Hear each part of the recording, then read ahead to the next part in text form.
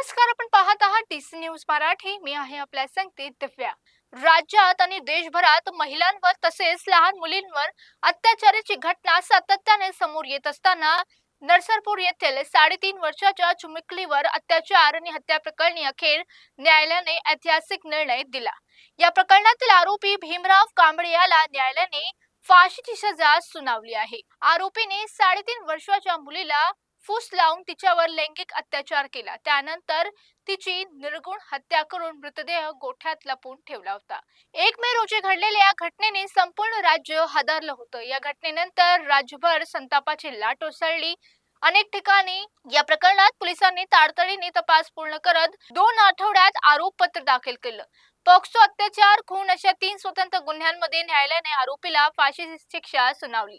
या निकालानंतर एकनाथ शिंदे यांनी न्यायालय आणि तपास करणाऱ्या पोलिसांचं अभिनंदन केलं. त्यांनी सांगितलं, अशा अमानुष आणि क्रूर गुन्हेगारावर आळ घालण्यासाठी कठोर शिक्षा आवश्यक आहे.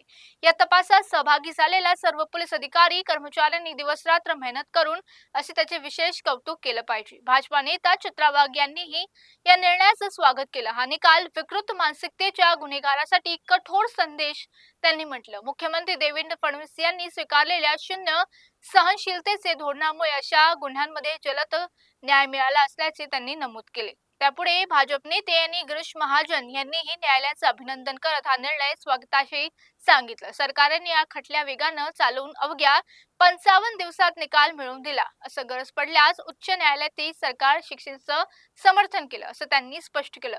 त्यानंतर राष्ट्रवादी काँग्रेसच्या खासदार सुप्रिया सुळे यांनीही निर्णयावर प्रतिक्रिया देताना आरोपी भीमराव कांबळे याला जाहीरपणे फाशी देण्यात यावी अशी मागणी केली.